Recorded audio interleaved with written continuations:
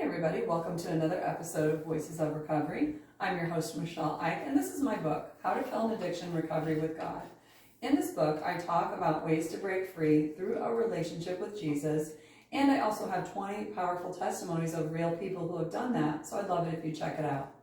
But every week I interview somebody who has overcome a life-controlling issue with God's help, and this week my guest is Casey. Casey, welcome to Voices of Recovery. Hi, Michele.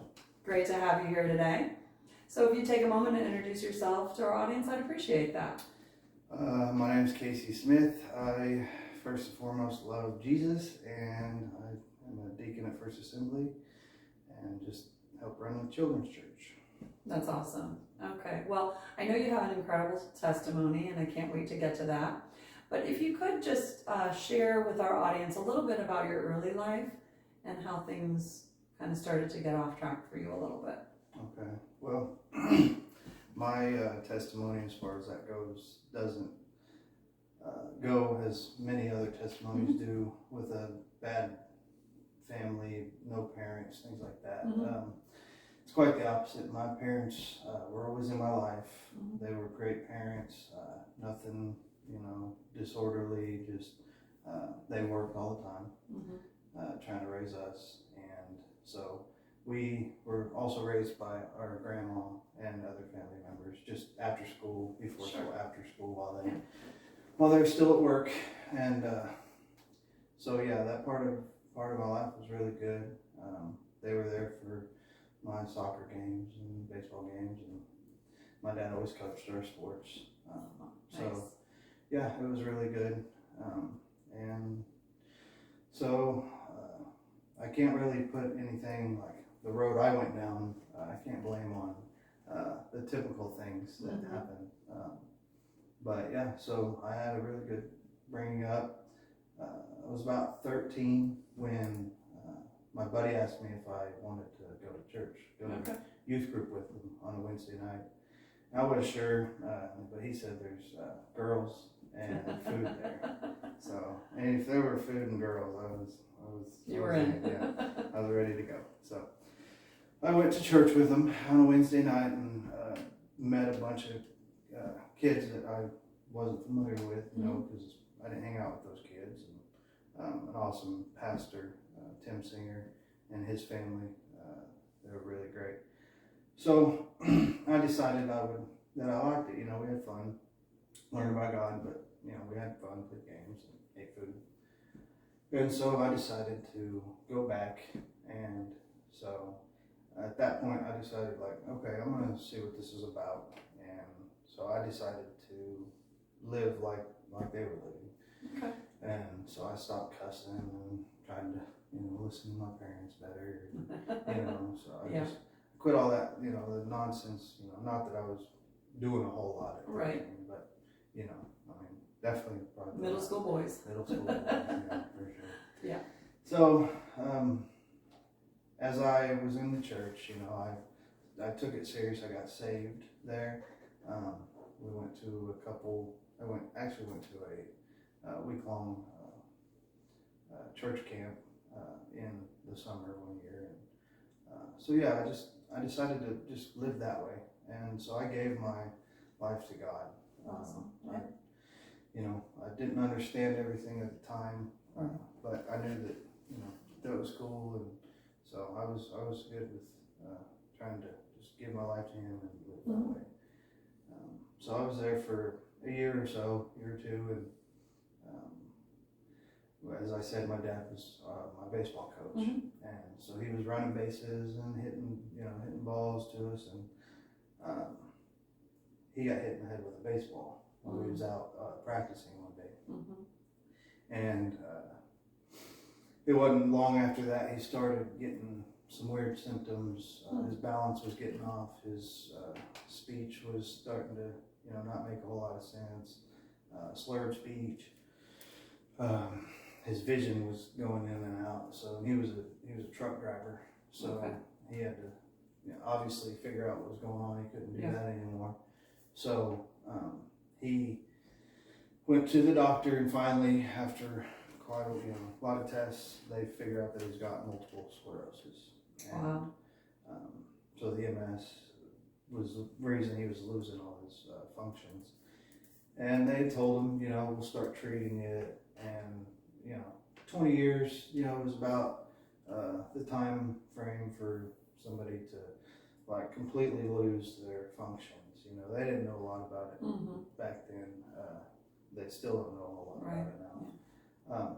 But anyway, so it wasn't but a few months later that he was basically bedridden, wheelchair bound.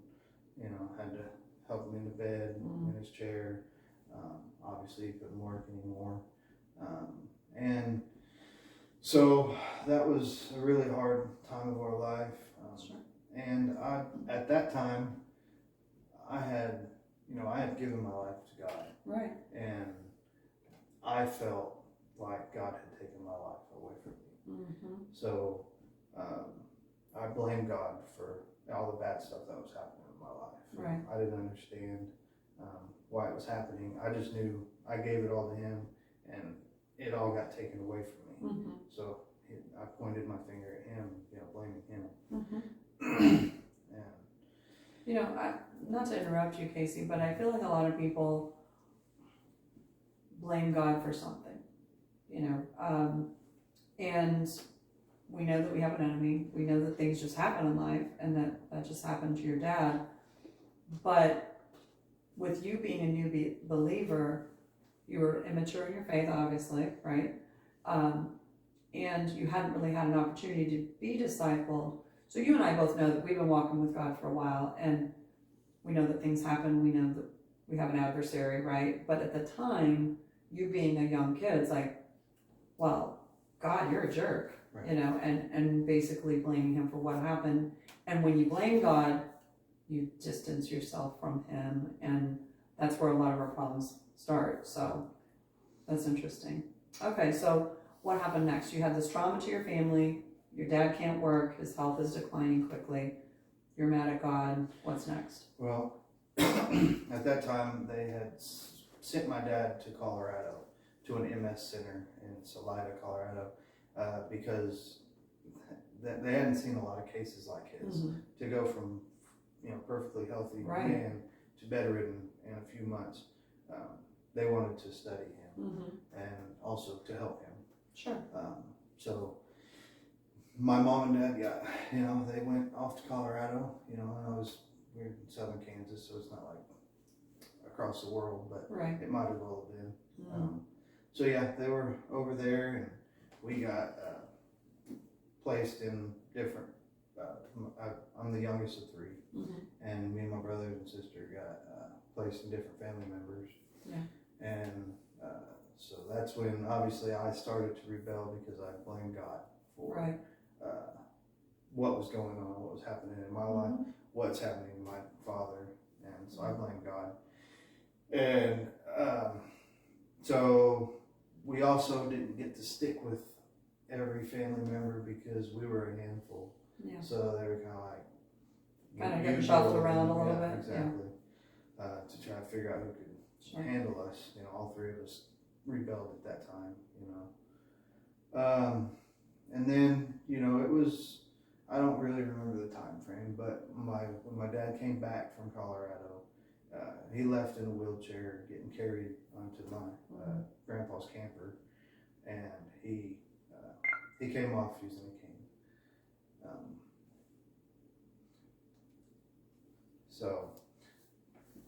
So he left in a wheelchair, but he came back being able to walk with a cane. So that was a miracle. I didn't consider it that.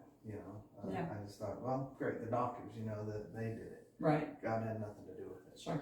So this went on, and I just continued to go down the other road, the other path that I hated God.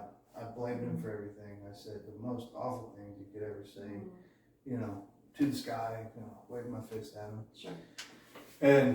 And up to the point to where, finally I just decided that God wasn't real. I can't say these things to Him and not, be struck by lightning or whatever, like okay, this. Yeah. So I became an atheist. I didn't believe in heaven or hell or God or the devil, either other side. I didn't believe in any of it. Thought it was all malarkey, and so, you know, that's how I decided to live my life from there. But I kept getting further into the wrong crowd, hanging out with the wrong people. You know, stop hanging out. You know, church kids don't want to hang out with the bad kid. You know? So I was introduced to marijuana, you know, and so I started, you know, smoking weed all the time, and did that through the rest of my middle school years and through high school years and all that. But also in that lifestyle, you continue to meet the wrong people. So I got introduced to harder drugs, you know, from pharmaceuticals to, you know, it's all the hard drugs. You know, I look back and thank God that he didn't introduce, nobody brought like needles around me, you know, because I see what that does to people. And, you know, I just thank God that, because I would have done it. If you put it in front of me, sure, let's try it. You know, let's do it. And I didn't care. And so I would always, and then I started to sell the drugs. And I would always, you know, I'd always have a bunch of money and a bunch of drugs lying around. And so I wouldn't say I was some big time drug dealer, but I was definitely a drug dealer. And so, you know, that also brought violence. You were around. It's a dangerous lifestyle. Shootings, things like that. I was never involved in an actual shooting, but it was always around. You were always in the worst neighborhoods. You were in the worst neighborhoods. You never knew what was going to pop off. So I lived that life for a long time. You know, I got lucky enough to not get caught selling drugs, so I don't, you know, never got any drug charges. And then, but I worked. I always worked, no matter what. Even if I sold drugs, I had a job. I always worked. I loved working. I still love to work. And so, I guess it was probably, you know, I was always kind of hooked to money, but also addicted to the lifestyle, you know. So this went on for till about I moved to Wyoming when I was like 22, 23.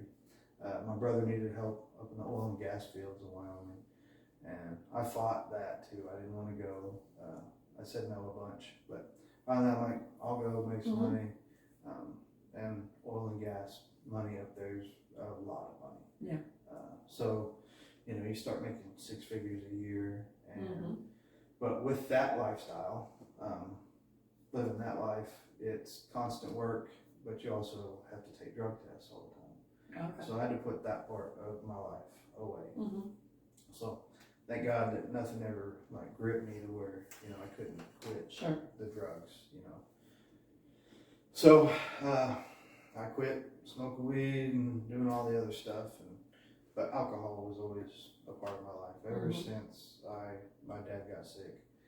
You know, a lot of my family members drank, so it was just always. It's acceptable. It's legal. It's available. But even when I was 13, it was just, you know, where it really wasn't around in my house. It would, you know, you could take a beer out of the fridge and nobody ever noticed, you know. So that's when my drinking started. So you know, so when I tell people, they say, well, how long were you addicted to alcohol? You know, I said basically since I was 13. Well, I guess it wouldn't have been 13. That's when I started going to church. But so shortly after that, whenever my dad got sick, is when I started, you know, experimenting with alcohol, you know, and marijuana. So in Wyoming, so you just work every day, you know, 17, 20 hours a day, months and months on end, you just work.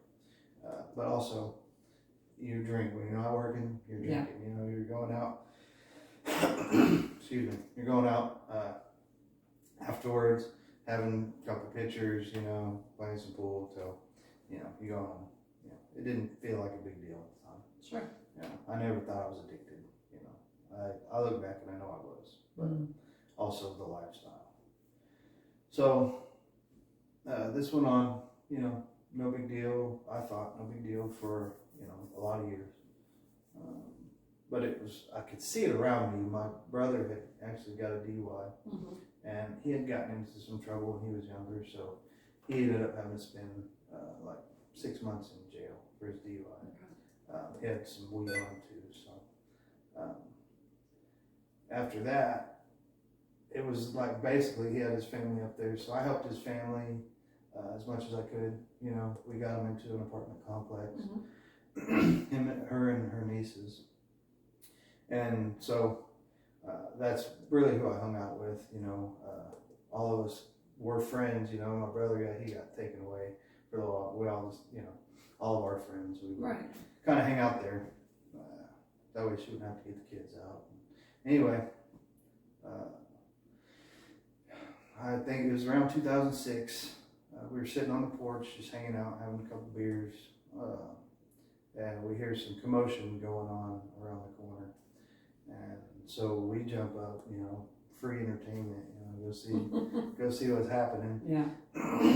Go see why people are hooting and hollering. And so we run around the corner, and I see a 300-pound man stabbing about a 100-pound girl.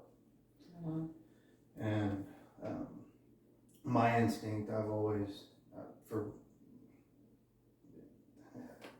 I don't understand why, but I always get myself, like, I include myself in that stuff, where I feel like I need to help. Yeah. But anyway, so I run up, and I grab the guy, and I pull him back, and my sister-in-law, she goes up and grabs the girl and pulls her away. At the time, there was 15 people standing around screaming, you know, he's stabbing her, but nobody was doing anything. Right. So when I pull him back, he's trying to stab me, of course, and I won't get too much detail here, but I took that man's life that day, and to try to stop him from hurting me or her or anyone else. And so she lived.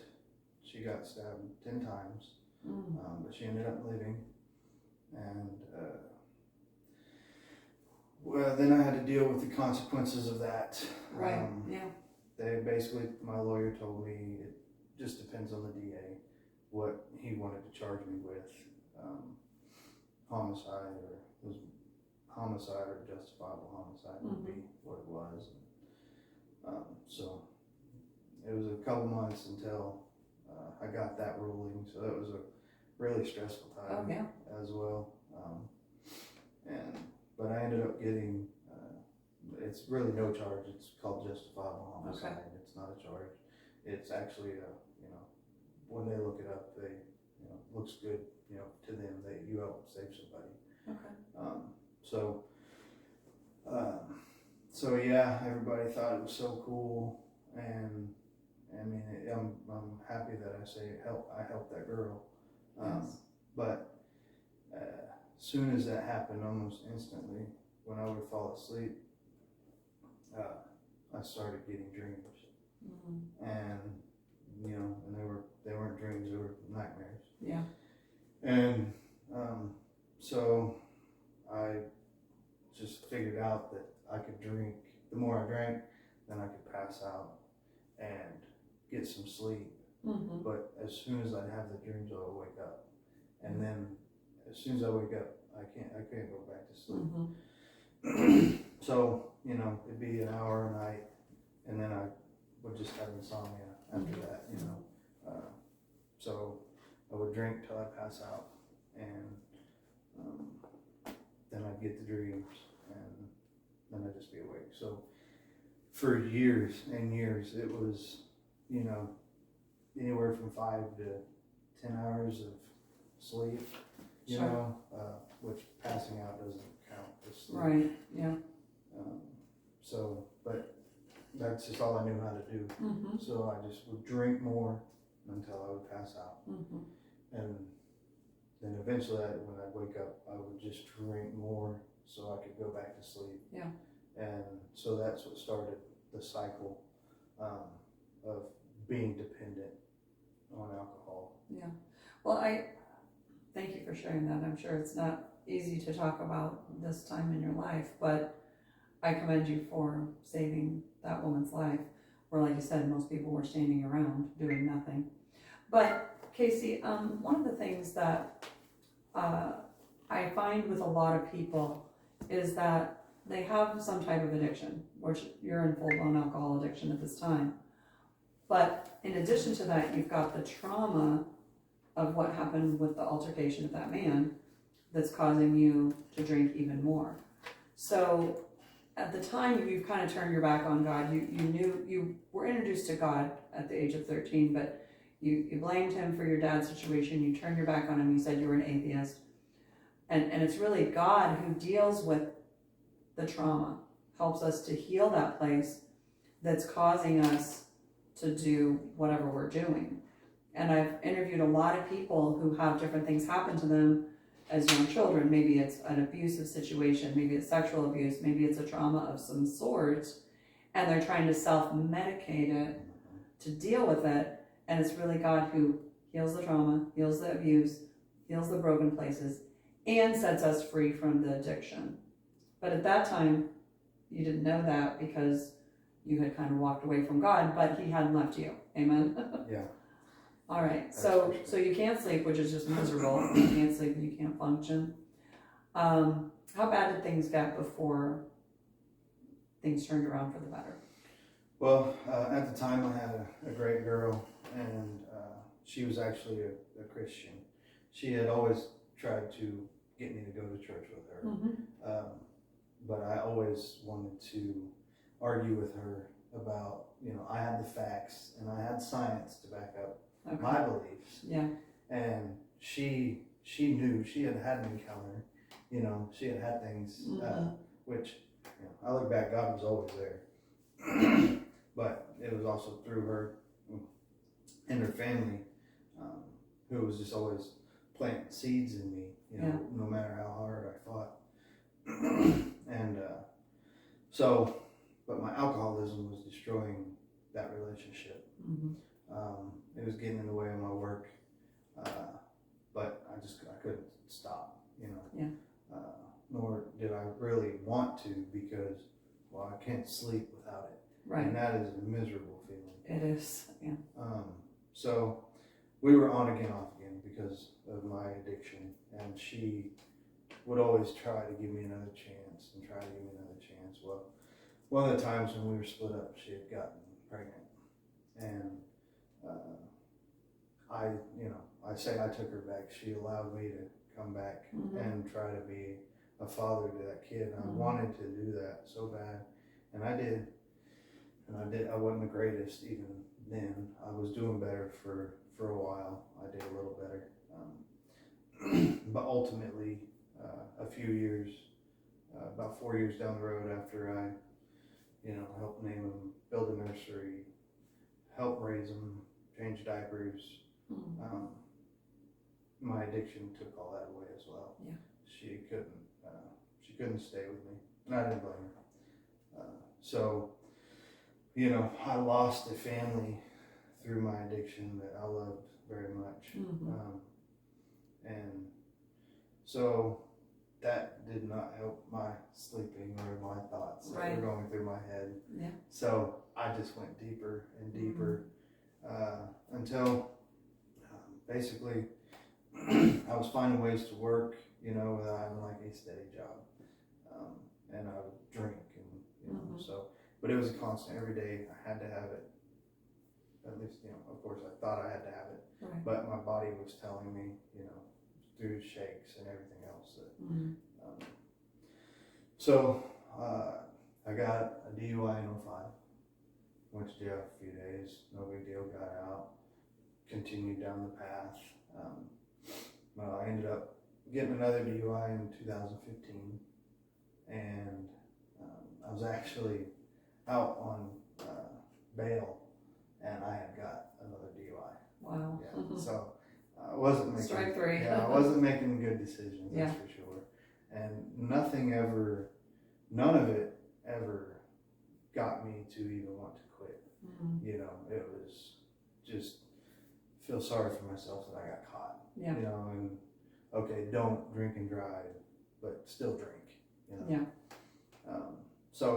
But while I'm sitting in jail it was about a month and a half, I decided I'm going to move to Missouri, where my mom lives, and my sister both live at Lake of the Ozarks. And so I decided to go somewhere new and try to start over and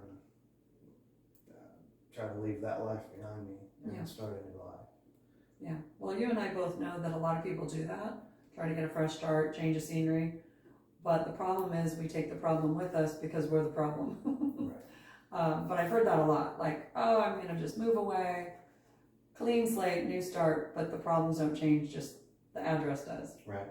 Yeah. But yeah, and that's exactly right. Yeah. So I brought my addiction to Missouri. Yeah. And thank God for my mom. She never gave up on me. My sister never gave up on me, no matter how bad they could see it on the outside. Okay. How bad I was, I hid from everybody. How much I was drinking. I would isolate myself after work, and wouldn't talk to anybody. Sure. So nobody actually seen what I was up to. Okay. The amount that I was drinking, and it just got more and more and more. And my mom should have kicked me out, 100 times, like basically everybody else did along the way. But thank God. So anyway, I just continue down this path. I get a job at a construction company at the lake, and the bosses that were there, Sam Hubbs and Paul Colvin, they were Christians. Okay. And so they was always pulling on me to go to church with them. Right. And I fought it, I fought it the whole time, for a long time. And finally, I just wanted to make the bosses happy. So I said, fine, I'll go to church with you, And of course, I was an alcoholic, so Sunday morning, I wake up and I drink a pint. That's to keep the shakes away and just, all the other stuff that come with it. So for me, that was still just buzzed, good buzz. So I would go to church with them. Most of it's fuzzy. I don't remember, I remember being there, but, the interactions, all that's just, Kind of fuzzy. a blur. Yeah, Okay. it's a blur. But one of the times, and I only went maybe 3 or 4 times, if I remember right, to church with them. And the last time I was there, Paul had asked me to go, asked if I wanted to get born again. And I understood what that meant from being in church before. Right. But I didn't, at this point, I still didn't believe in God. So I'm like, yeah, whatever, It didn't matter. Like, you can go say your crazy words over me and lay your hands on me, So I go to the altar, and a lot of people from church came up and prayed over me. And, I didn't feel much different. I left like I did every other time, and of course I go home and hit the bottle and, just whatever, go on my day. But while I was sitting there and I was drinking, something had changed in me and I didn't understand what it was. I just knew like something was different. Yeah. I had this urge to not actually drink what was in my hand. And I've never felt that before. I never actually wanted to quit. I didn't care if it took my life. I wasn't suicidal, but, I was killing myself, and I knew I was. And it just didn't matter. I wanted the alcohol. Wow. But at this time, this day, I didn't want it. It didn't stop me from drinking it, but I didn't want it. And finally, I convinced myself through the power that I had all of a sudden to tell my mom and my bosses how bad I was, how much I was actually drinking, which I mean, my last DUI blew a .35. Wow. The amount that I was drinking, it should have killed me. Mm-hmm. The last time also at that time when I got that DUI, I DT'd in jail, and that is just a chemical reaction. Your brain is just so used to having those chemicals that it's fighting, and so you start getting hallucinations. You're sick. Alcohol is one of the only things that can kill you by stopping immediately, cold turkey. So I tried to fight my whole cell block. It was 3 days in a padded cell, 24-hour watch, to make sure I didn't hurt myself because I was hallucinating. Wow. And so that's how bad I was. And at this time, when I was going to church with my bosses, I was drinking more than I was before. I wasn't driving anymore. I gave my car to my brother-in-law, just so I wouldn't get in it and go. Right. Yeah. So I gave my car away, and so I could drink more, So anyway, I decided to tell my mom and my bosses how much I was drinking, and once I told mom, there was no. Yeah. Mama wasn't going. When Mama knows it's over. Yeah. So. I love that. I told them I wanted to find help. I didn't have any money to pay for a rehab or anything. Sure. But it was 3 days later. Paul's wife Rachel was going into a Walmart, and I'm sure you've seen in this going into different stores. They set up tables with shirts and jewelry and different plaques and items and stuff. Well, they're raising money for a Christian rehab, a faith-based recovery program.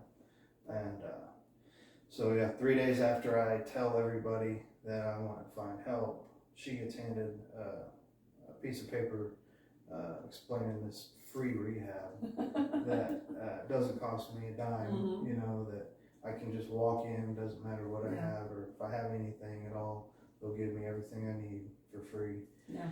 But it's a Christian rehab, faith-based recovery program. And I'm like, no. And it's 1 year long.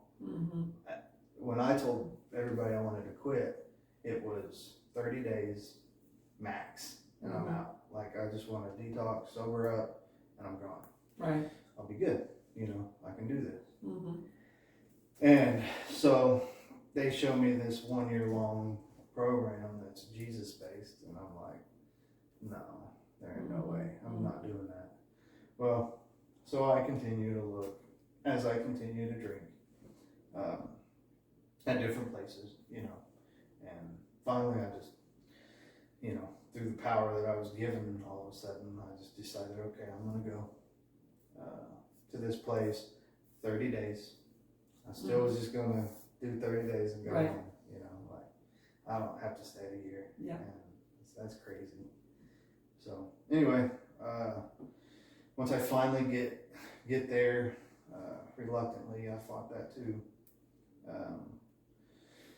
It's a hole in the wall place in Rolla, Missouri, and it was not the nicest place you ever seen, laid eyes on. And I remember my boss looking at me like, "Are you sure you want to come here? We can find you somewhere else." Yeah. But I knew. I'm like, no, I want to come here. This is good. And so I went, and it was just one of the scariest things I ever did. Yeah. And so that was about 9 o'clock in the morning, 8, 9 o'clock, and so I fill out paperwork, and I meet the pastors and different people there, and but I still knew, like, okay, I'm out in 30 days. Sure. I'm leaving. I don't even believe in God, so I'm just here to sober up. It's just a place where I can, a clean, sober house, basically. Yeah. And so about noon, when I get done with paperwork, 11:30, they have prayer and worship. And so I go into this little room, not much bigger than this, and these people got the lights off, and music is going, and they're all staring at the wall with their hands up, and I'm like, this is nuts. Like, they're speaking some crazy language. I'm like, but I was there. And I shut my eyes and I start praying, and that's when God he met me there. Wow. And he completely wrecked me. Snot and tears flying, and I felt something I'd never felt before in my life, and everything felt like just falling off me. Yeah. Like it felt so good, and I couldn't believe it. I couldn't stop. But at that moment, like, I didn't know what was going on. I didn't know what was going to happen, but I knew that, like, okay, like, I'm finishing the program. Yeah. I'm going 12 months, and there's nothing that's going to stop me. Wow. I didn't know. I was trying to figure out as much as I could about this Jesus fella and what they're talking about. Even if it's just for 12 months, I'm doing it. I'm finishing this. I love that.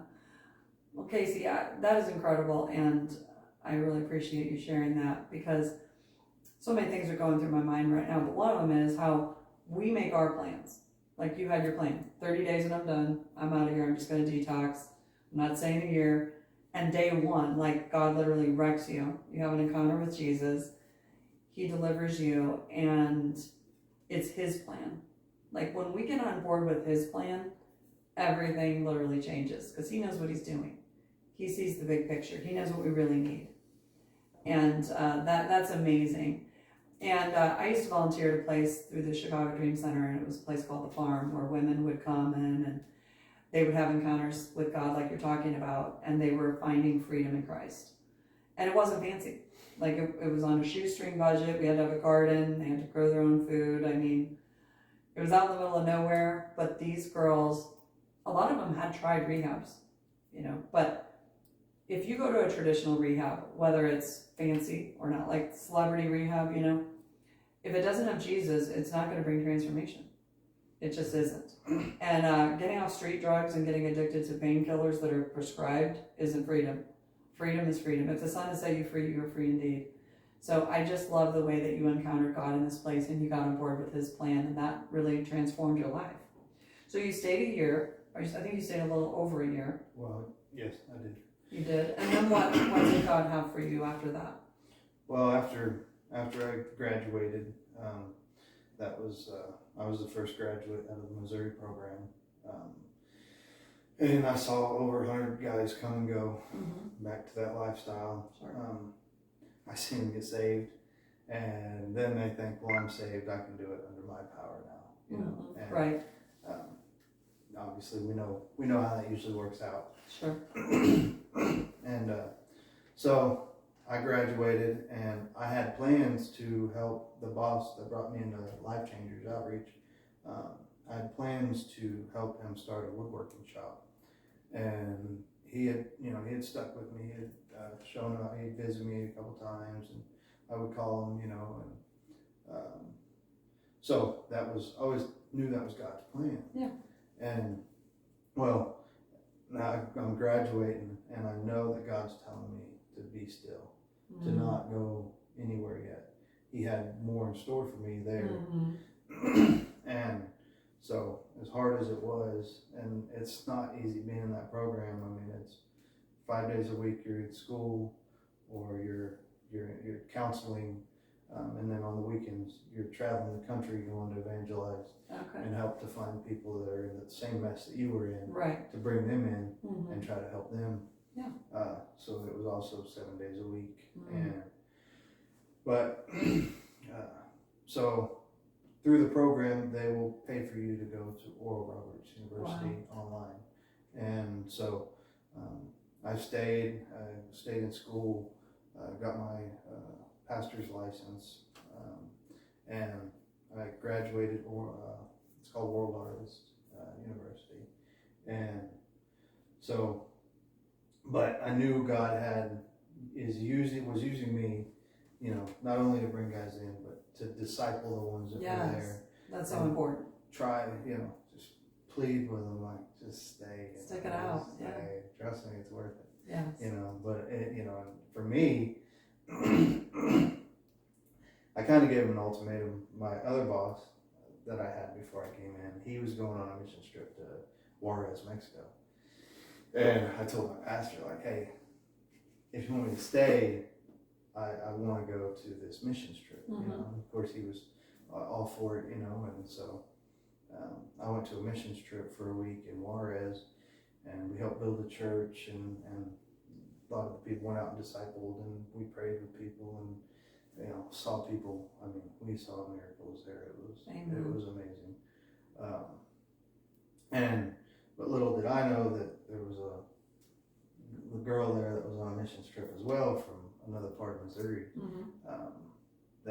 And we didn't even hardly talk to each other at the time. Okay. But God brought us together later on, and so she, you know, God had chose her for my wife, you know, but beautiful. She wasn't ready at the time, and I wasn't ready, you know, but you know, God was preparing us for each other. So that's awesome. You know, now I'm, you know, a little over 3 years married with her, and so it's incredible. I love that. You know, just listening to your story from where you came from, Casey, to where you are now, and how God was faithful to bring you through these things. Do you ever just kind of sit back and go, wow, like 20 years ago, could you have imagined what you're doing now? You know, that you're a pastor, that you're going on mission trips, that you're helping people. I mean, I do the same thing. Like, if you would have told me 20 years ago I'd be doing Voices of Recovery, and I would say, you're sorely mistaken. But God is just full of surprises. Yeah. And when we, like I said, submit to His will and His plan, life is so exciting. It's adventurous. It's awesome. It's not always easy. Yeah. It's not always easy to do these things. But is it easy to be stuck in a mess? No. Absolutely not. So our time is running out, but if you could just maybe speak to that person who's either struggling or maybe even an atheist. I mean, if we have atheists watching, that's awesome. Yeah. Because you mentioned earlier that you had your science and your facts, right? We can try to convince ourselves and other people that God isn't real, but everything around us and everything in us is telling us that He is real. Yeah. So just take a moment to share your heart, however God leads you, and speak to those people who are maybe struggling or not even believing at all. Well, what I'd like to do, what I still do when I get the opportunity, is when I would meet people, atheists or not, you know, part of the program is traveling the country and meeting people from the homeless to the addicted to the atheists.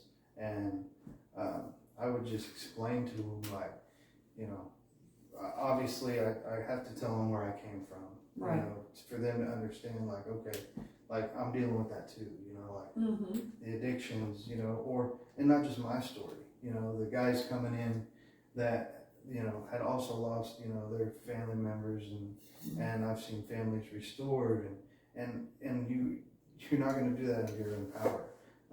So I would explain the encounter that it takes to set them free of the things they're going through. I've seen a devil worshiper take off his satanic rings and put them in the trash on the table and put on a cross. And it was just through, you know, the power of our testimony. You know, it's just showing them what God can do for you, and they see that the joy in our hearts, you know, in our eyes, and you know, believing our story of where we used to be. You know, I like to tell the atheists that this is the closest to hell I'm ever going to get, and for them, this is the closest thing to heaven that they're ever going to see. And so, you know, that hit me when somebody had said that to me. You know, like, okay, there may be something more to this. There may be something out there. I see that, you know, I mean, we're tattooed, you know, rough looking bunch, but they see that the you know, they hear our testimony and see the joy that we have. Yeah. And so they want that, you know, Mm-hmm. they know it. Even atheists, no matter what they say with their science and their facts, they know that something's missing, like you Right. said. And so, you know, my thing is the abundant life. You know, me and my wife run a children's ministry at First Assembly of God. We help with missions. I'm a deacon up at the church, so I have the opportunity to help, you know, the path of where the church wants to go, and help my pastor's vision ultimately. Awesome. But I say all that, you know, not to put myself on a pedestal, because the higher you get, all you get is you're more of a servant. Mm-hmm. I mean, that's all Yes. it is. Amen. Which servanthood is where it's at. That's what Jesus was. Yeah, I mean, that's what I'm talking about. It's Mm-hmm. there's no better feeling than, you know, helping somebody. Yeah. You know, bringing somebody up, help bring somebody out of addiction, and, you know, show them the love of God. Yeah. And you get a family that you don't get in the world. You know, Right. you get actual love. You get a brotherhood and a sisterhood that you will never see out there, even in your own flesh and blood. It's true. So the abundant life isn't about the cars or the you know, the houses. It's about, you know, God using you. You know, we shape the minds of these kids, you know, and to make them, you know, live a Christ-like life. Yes. And that's you know, that means more to us than anything. So That's beautiful. Well, just in closing, really it boils down to an encounter with God through Jesus and the presence of the Holy Spirit. Yeah. Because for years you heard about him, but when you really encounter him and his presence and his love, that's what changes you, that's what transforms you, sets you free, and then empowers you to pass it on to other people. And that's exactly what you and your wife are doing. So thank you so much for sharing your testimony today, Casey. I really enjoyed hearing it, meeting you, and I really think this is going to bless a lot of people, so thank you. thank you. And I want to thank our audience for watching this episode of Voices of Recovery. We're creating a safe place where people can go on their journey with God. If you're new, please give us a like or follow. And I'd love for you to share this out, because I know there's somebody that you know who needs to hear what Casey had to say today. So thank you, Casey. God bless you. God bless our audience. And we'll see you next time on Voices of Recovery. Bye-bye.